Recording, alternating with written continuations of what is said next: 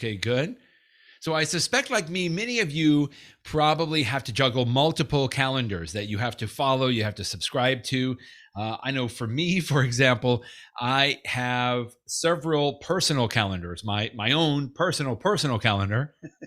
My wife has her personal calendar. My kids have their own calendars. And then we have a family calendar that we subscribe to. We have actually one in an iCloud and another one in Google Calendar. And they each serve their own little purposes.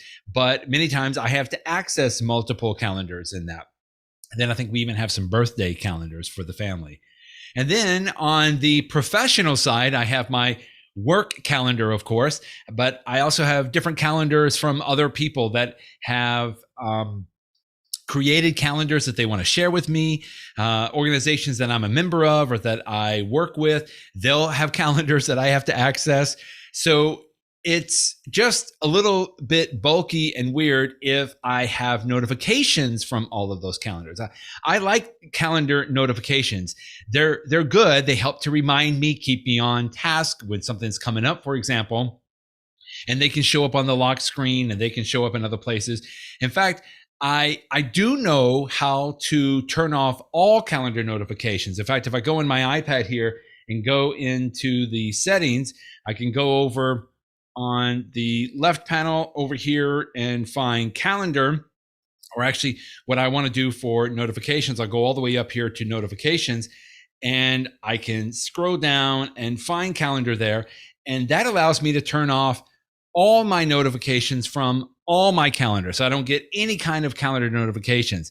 That's not what I want, because I do appreciate and enjoy getting calendar notifications from my personal calendar and my work calendar.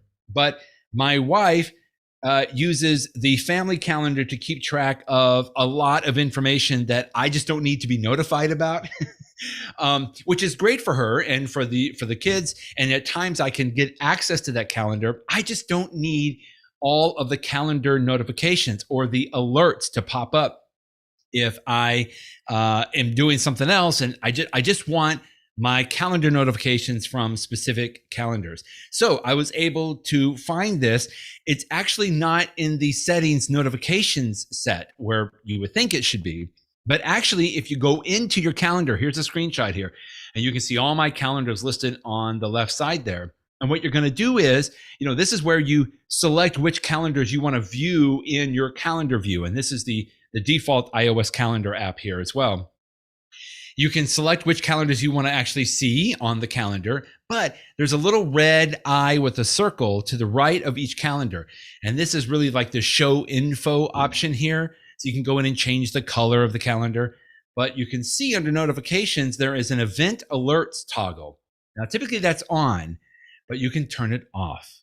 So for my personal calendar and my work calendar, I will have the event alerts turned on so that I can set event alerts for myself. I can make sure that I get those notifications. However, for this family calendar here, I don't need to see all the notifications. I can see the calendar when I need to, but I don't need it to be popping up for me every time. So I simply toggle event alerts off.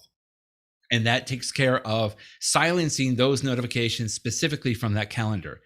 Now, the only caveat here is that means then I can't create an alert for a calendar event that I create on that calendar, if that makes sense.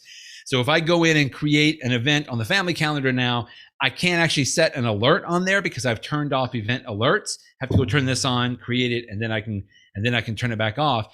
But that's fine. I rarely do this. My wife is the one that manages this calendar, and I simply just don't want to see the notifications pop up on my lock screen.